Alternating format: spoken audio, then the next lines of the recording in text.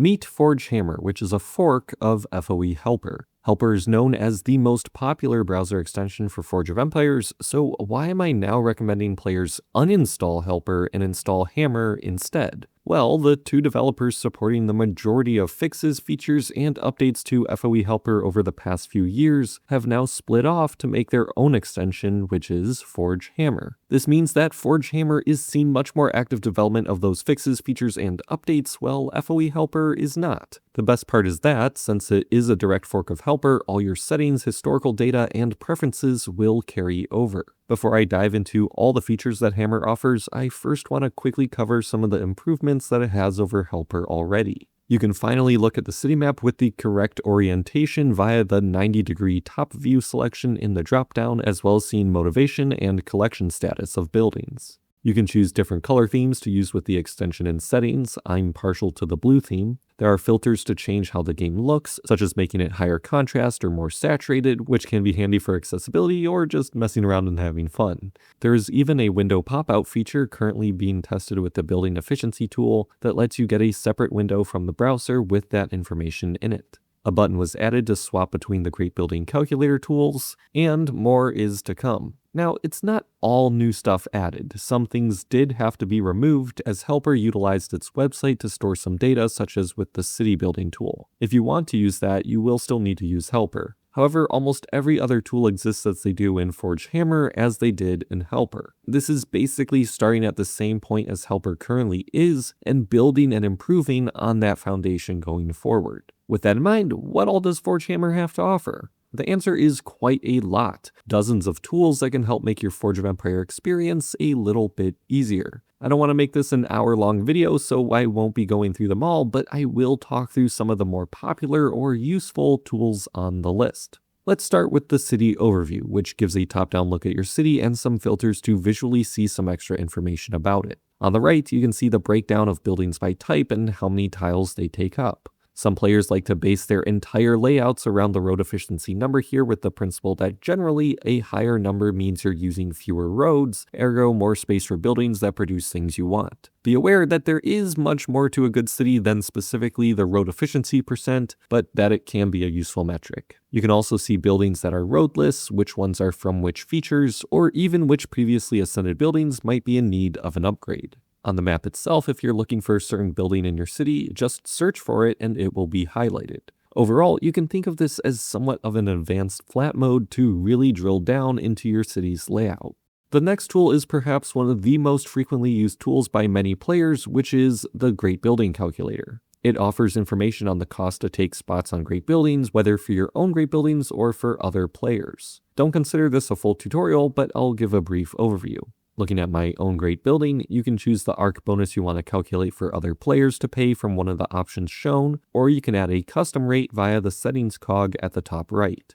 The Own Forge Points rows show how much you need to pay to lock the below spots, with each spot showing the amount someone must pay and the rewards they will receive. When spots are primed, you can copy a message to your clipboard and post it in whatever great building threads your guild or friends use. You are able to slightly customize the message to include different options, and I personally would recommend changing the default great building names to shorter versions. When looking at another player's great building, simply look for the green numbers that give the amount of forge points you should pay for whichever rate you choose. Note that if the owner forge point row still has some left to contribute, the spot will not be locked if you pay your forge points. Also, if you prefer to use the Legacy Great Building Tool view for other players' great buildings, you can swap to it via the button at the top bar here, or you can uncheck the box in the settings to make it change automatically.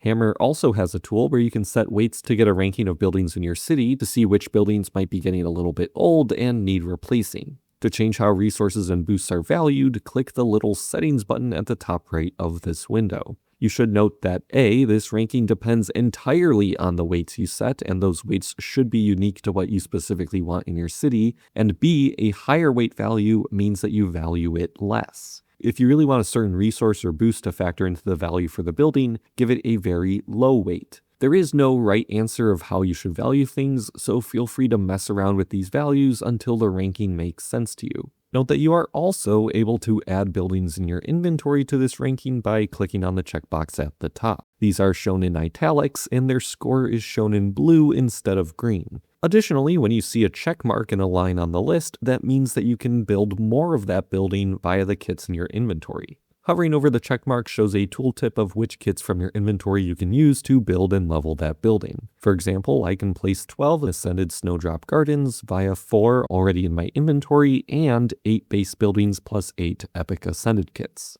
If you are happy with the way your buildings are sorted, you can even highlight the worst rated buildings via the city overview in case you were considering replacing them and wanted to brainstorm what might fit in their stead.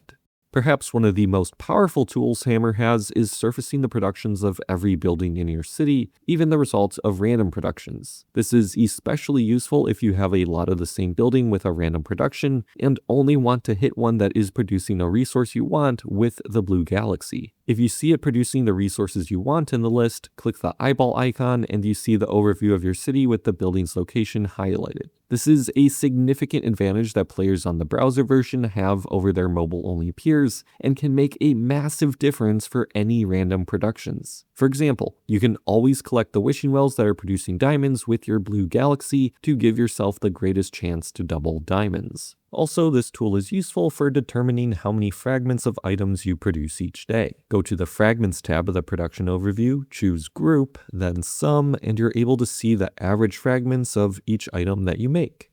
Unsurprisingly, my personal favorite tool that Hammer has to offer would be the Statistics overview. Nerd is in my username for a reason, after all. As you play the game, Hammer will collect data over time for you about your city and resources, your guild's treasury, and even things like rewards in guild battlegrounds and from incidents. It's a really neat way of visualizing whether you're producing more goods than you're spending, or if you really did get 5 diamonds from that incident.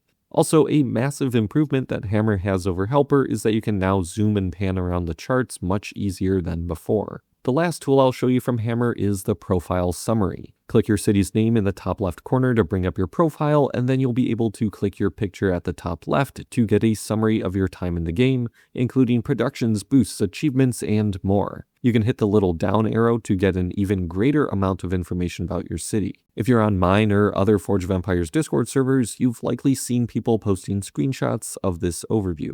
I also want to highlight that Hammer is extremely customizable. You can hide the tools you don't use by going into Settings, then Menu and Notifications, and then toggling on or off the various specific tools. You can also change the position of the menu, I like mine on the right, and the number of tools that the menu shows at any given time, I like only 5. You can then drag around the icons in your bar to organize them to your liking. I see a lot of players post screenshots with just a massive bar of tools that they never use, so consider messing around a bit with the settings to get it exactly how you like it. On the note of customization, don't forget that Hammer has added themes that you can access via the settings and then colors. After all of this, how do you get Forge Hammer? Well, it's pretty straightforward. Go to the Chrome Web Store or Firefox add-on store based on which browser you're using, or use the links in the description, and in the case of the Chrome Web Store, click the Add to Chrome button. Refresh your Forge of Empires tabs and you'll see Hammer's menu bar show up. Note that if you already have FoE Helper installed, you will also want to go to the Chrome Web Store and click Remove from Chrome or disable Helper in your browser's extension menu. Running both extensions at the same time is not recommended as it can cause issues. One last note is that if you like Forge Hammer and want to make it better, whether that's by translating text into your language or by adding documentation for the features that are already part of the tool, you can. See their Discord server and GitHub repository, both of which are linked in the description if you want to get involved. This extension is a labor of players trying to make the game better for other players, so if you want to give back, this is a great way to do so. And again, I can't recommend enough that you make the swap over to Hammer from Helper to get the newest features, updates, and fixes. Now, this is the first video in a series that I'm working on to go over various useful tools for Forge of Empires. Which tools or resources do you use that you would want me to cover next? Let me know in the comments or over on my Discord server linked in the description. If you enjoyed this one, consider checking out the video about the browser extension that I made. It'll be linked on screen now, and as always, I'll see you all next time.